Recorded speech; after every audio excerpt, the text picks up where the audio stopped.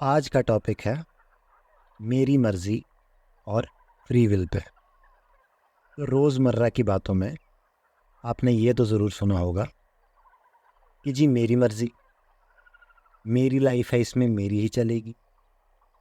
और ये भी कि डोंट बी जजमेंटल, सबका अपना अपना दिमाग है और सब फ्री हैं अपनी अपनी तरह से सोचने के लिए। तो मेरे हिसाब से इंसान की सारी प्रॉब्लम्स, सारी कॉम्प्लेक्सिटीज़ की इकलौती जड़ है ये सोच। एक्चुअली सोच नहीं, बीमारी।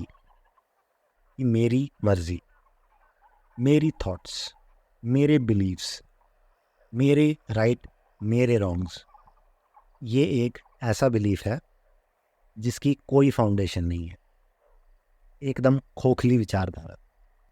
थोड़ी डेप्थ में जाके देखते हैं क्या इशू है इस स्टेटमेंट में। मेरी मर्ज़ी, भाई मेरी ज़िंदगी है तो इसमें मेरी ही चलेगी, इसमें क्या इशू है? ऊपर ऊपर से देखने में कोई इशू नहीं, लेकिन ऊपर ऊपर से देखने में जो असली बात है वो मिस हो जाती है। इसलिए थोड़ा पोस्टमार्टम करते हैं इस बात का। इस मेरी सोच, इस मैं के कॉन्स्टिट्यूएंट्स को जानते हैं। तो पहला सवाल, क्या होता है ये मेरा जिस पे इतना कॉन्फिडेंस है हम सबको? इस मेरे के पीछे जो मैं छिपा है, क्या हमें कुछ भी पता है उसका? हम खुद को जानते भी हैं? हमारी थॉट्स, हमारे बिलीव्स, क्या सोर्स है इनका? कुछ आइडिया है हमें इस बात का? क्या आज आपकी जैसी सोच है आज से 5 साल पहले भी वैसी ही थी? अरे 5 साल तो छोड़ो, सुबह हमारा जैसा मन है शाम को वैसा नहीं रहता। कभी सोचा है कितना आसान है इस सो कॉल्ड मेरी सोच को इन्फ्लुएंस करना? 2 नए लोगों से बात कर लो, वो अगर कॉन्फिडेंस से कुछ अपनी सोच आपको बताएं, 2 घंटे बाद उनकी सोच आपकी सोच बन चुकी होगी। कितनी कंडीशनड है ये सोच, कभी सोचा है इसके बारे में? अगर आप अपने नहीं, अपने पड़ोसी के घर में पैदा हो जाते, क्या तब भी आपकी वैसी ही सोच होती जैसी आज है? जो भी स्टोरी आपकी आज प्ले आउट हो रही है, क्या तब भी वैसी ही होती?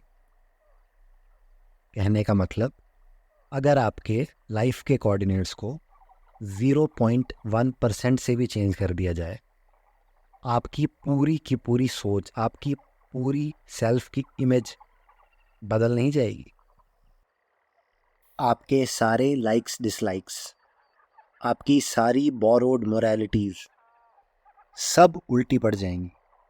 कुछ और रियल लाइफ एग्जांपल से समझते हैं। रशिया में पैदा होने वाले इंसान को पसंद है आइस हॉकी खेलना, और इंडिया में क्रिकेट, ब्राज़ील वालों को फुटबॉल। इसमें उनकी अपनी सोच, अपनी पसंद है ना? कैसे हमारे यूपी बिहार वालों को पसंद है सरकारी नौकरी, और कैसे पंजाबियों को कनाडा जाना पसंद है या कनाडा में बसना, ये भी उनकी अपनी सोच होगी।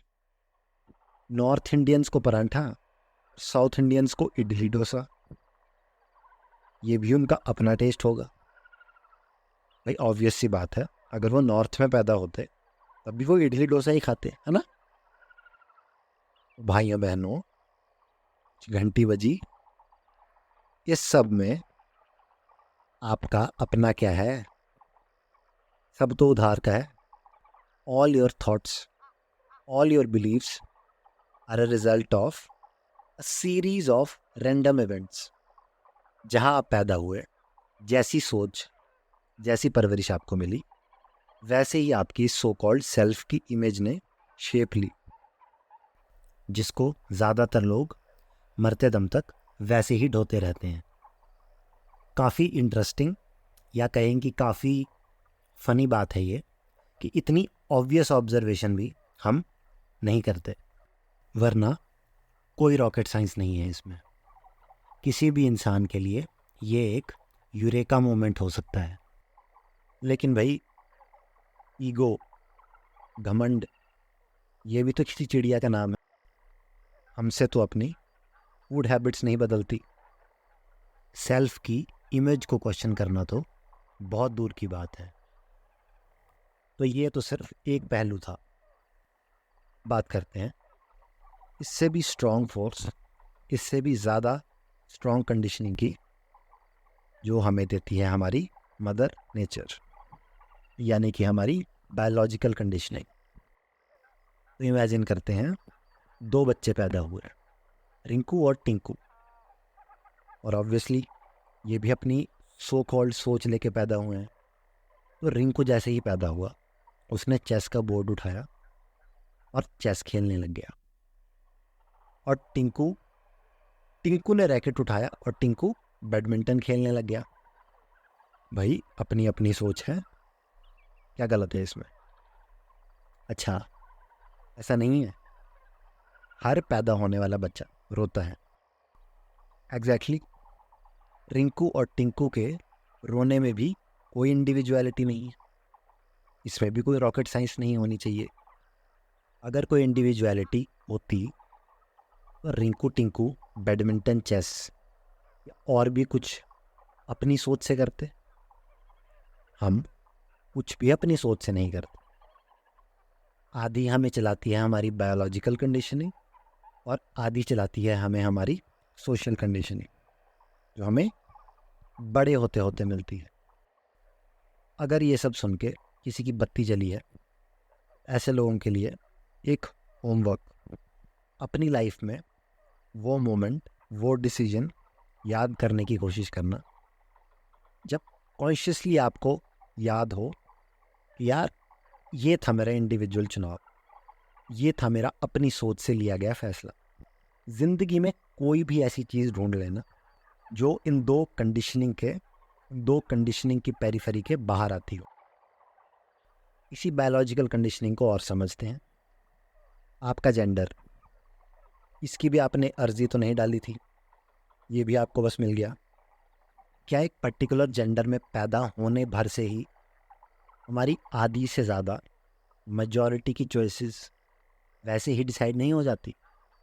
अगर आप अच्छे साइकोलॉजिस्ट, अच्छे फिलोसोफर्स को पढ़ेंगे तो वो तो इस हद तक बोलेंगे कई कि 90% तो हमारा जेंडर ही हमारी लाइफ की पूरी आउटलुक को डिसाइड कर देता है। आप खुद भी बहुत सारे थॉट एक्सपेरिमेंट कर सकते हो। अगर आप वर्ल्ड वॉर 2 के टाइम जर्मनी में पैदा होते, अगर आप साउथ सूडान में पैदा होते, तो आप क्या करते? कुछ भी अलग कर पाते उन लोगों से जिनको आप दरिंदा, साइको और सो कॉल्ड बुरे आदमियों की या बुरे लोगों की लिस्ट में जैसे आप लोगों को डाल देते हो बहुत आसानी से? सोचना कभी, अगर आप उन लोगों की जगह होते, क्या फिलॉसफी आपने डेवलप की कि आप उन लोगों से कुछ अलग कर पाते? क्योंकि ज़्यादातर लोगों का अल्टीमेट तर्क किसी भी चीज़ को प्रूव या डिसप्रूव करने का यही होता है, भाई मेरी मर्ज़ी।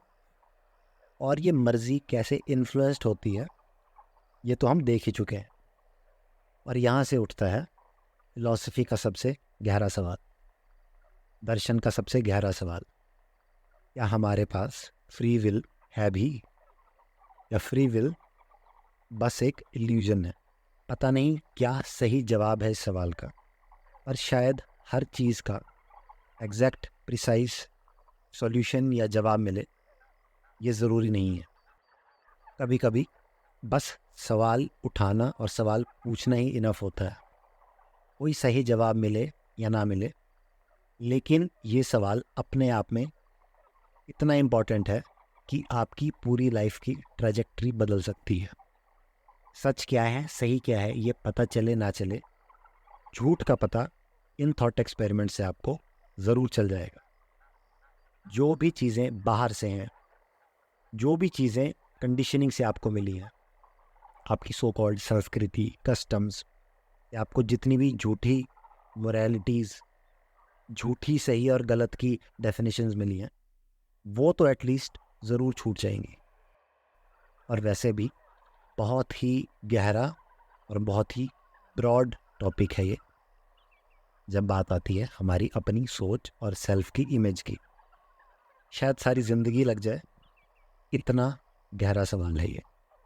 तो आगे चल के कुछ और थॉट एक्सपेरिमेंट्स, कुछ और एग्जांपल्स के थ्रू समझने की कोशिश करेंगे इस अपने सो कॉल्ड मन को और इसके पैटर्न्स को।